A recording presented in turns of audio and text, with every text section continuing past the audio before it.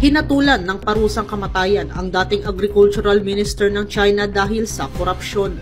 Batay sa desisyon ng People's Court of Changchun sa Northeast Jilin Province, tumanggap ng pera at suhol si Tang Renjian na umaabot sa 268 million yuan o katumbas ng mahigit 2 trilyong piso sa pagitan ng 2007 hanggang 2024. Sabi ng korte, death penalty na may 2 taong reprieve ang hatol kay Tang. Ibig sabihin, ipatutupad lamang ito kung gagawa ulit ng krimen ang nasabing individual sa loob ng 2 taon. Kung paiiralin niya ang kanyang magandang asal, hindi na siya papatawan ng parusang kamatayan at sa halip habang buhay na pagkakakulong na lamang. Sa ulat ng Chinese state media na Xinhua, sinamantala ni Tang ang kanyang posisyon para sa iba pagdating sa business operation, project contracting at iba pa kapalit ang nasabing halaga. Sa ruling ng korte, dahil sa mga suhol na natanggap ni Tang, naapektuhan ang interes ng Estado at maraming nawala sa kanilang mga mamamayan.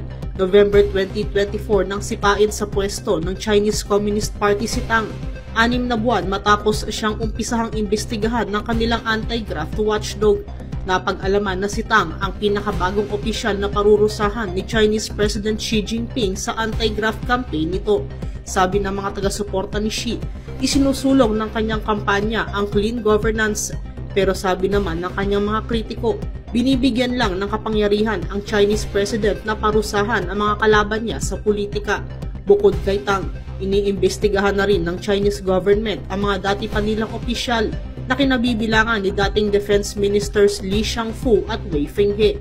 Sinibak si Li sa kanyang posisyon matapos magsilbi sa loob lamang ng 7 buwan, saka pinatalsik sa Chinese Communist Party dahil din sa pinaghihinalaang panunuhol batay sa ulat ng Chinese state media. Napag-alaman na ang pumalit sa kanya na si Dong Jun ay iniimbestigahan na rin dahil din umano sa korupsyon. Nitong Enero lamang, sinabi rin ni Xi na ang korupsyon ang pinakamalaking banta sa kanilang bansa ngayon. Marami-rami na ring Chinese officials ang pinarusahan o dinisiplina sa malawak na anti-corruption campaign ng Chinese Communist Party, maging ang mga matataas na military officials sa kanilang bansa.